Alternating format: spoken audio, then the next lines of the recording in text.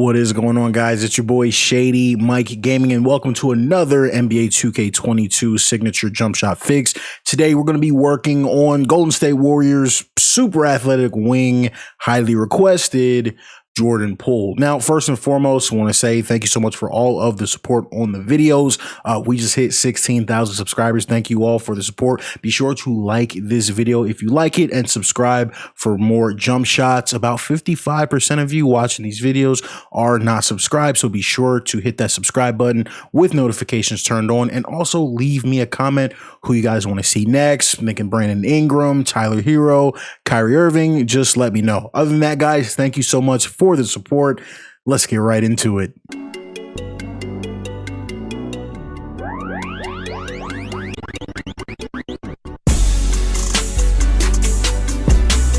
So when we take a look at Jordan Poole's base, there's actually a lot of forms you can use because he's actually pretty inconsistent in his base. A lot of times he flails his legs around and things of that nature. So obviously that's not something we can capture. Really, all we're looking for is a base with minimal elevation where his right foot is in front of his left. Sometimes he bends his knees inwards. Most of the times he bends his right knee inwards, and that's what I chose to replicate. But sometimes he doesn't, which is why we've seen other people using different bases like Giannis and Trae Young. But I chose to replicate the base where he's got his right foot in front of the left and he bends his knees inwards.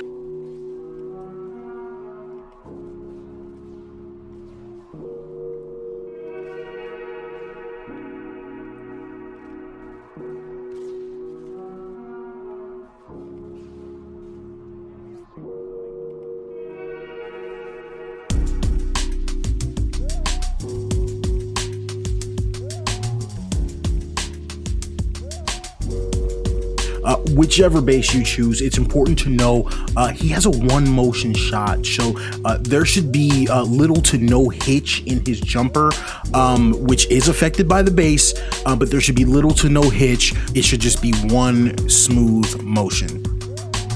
For Jordan Poole's release, there's a couple things I want to talk about. Number one, let's talk a little bit about the release angle and the trajectory. You'll notice that it's really a push shot. Like, he's really pushing the ball. He pushes the ball outwards a lot.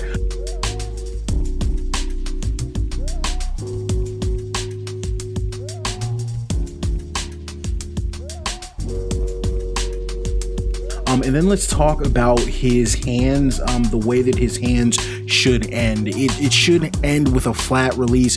He's going to have his shooting fingers pointing at the ground while his offhand flattens out. I don't know if I want to even call this a true thumb flick. There's definitely a little bit of a thumb flick there, but he's got a flat release.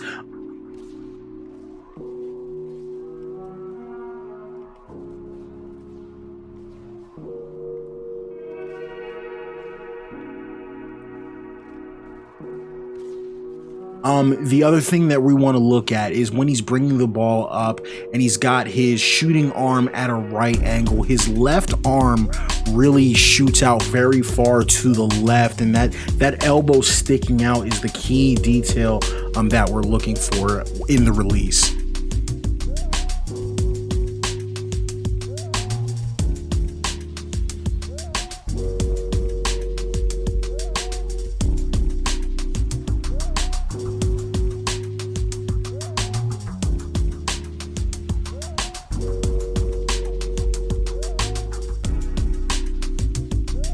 As we come and take a look at the main jump shot, this is what I chose.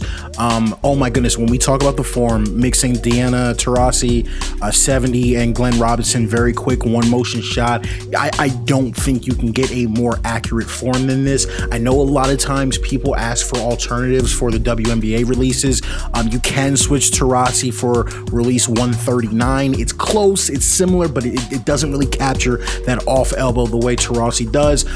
For the base, oh my goodness, there's 20 bases you can use for him, but I went with Aaron Gordon Jordan. I think that it's the best. You can use the Glenn Robinson base. You can use base 80. You can use base 84. You can use base 100. You can use 106. You can use Giannis, and you can use Trae Young. But I just think this one looks the best. I think most of you will agree. As we move over to the moving jump shots, take a look at the free throw. We're going with free throw 14. That was the most accurate from what I could see for free throw 14. Now, for the spin jumper, I did not change his spin jumper. Now, for his pull-ups and his step backs, Poole has a very intricate, unique, athletic, fast, flashy game, and that extends to all of his moving jump shots, whether it's a pull-up or a step back. So there's a bunch of different animations within these packages: step backs, double dribbles, double crosses, double step backs within Pro 3 and Kyrie Irving. I picked the two flashiest, and I felt like we had the footage to back up those two choices. For Pro 3, the pull-up is what it is.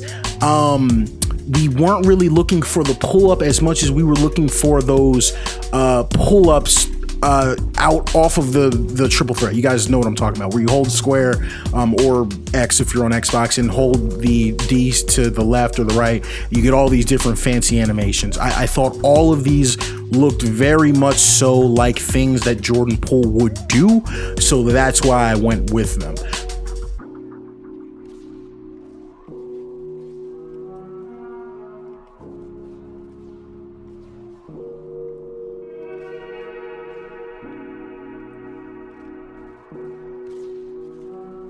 As we move to the layup package, a lot of floaters, a lot of underhanded layups. We use this package for Tatum. We're going to use it again here for for Poole.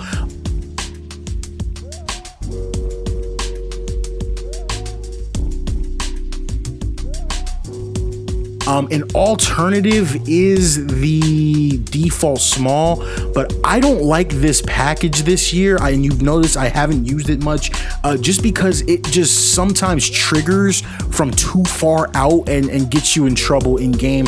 I think James Harden does the same exact thing, but just looks a little bit smoother. I'll go ahead and scroll through all of the dunks, and we can take a look through all of his dunk packages.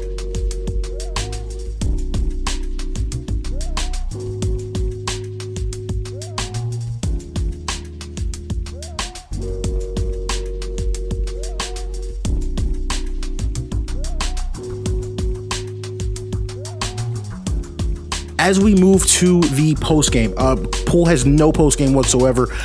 I looked through footage for the past 2 years of him doing fadeaways. I couldn't even find him making one. I had to sort by misses just to find his fadeaways, but he usually does very small kicks, very quick turnarounds, not like a large kick or anything like that. I just changed the post fade to normal. That looked as close to what we saw from him on his misses.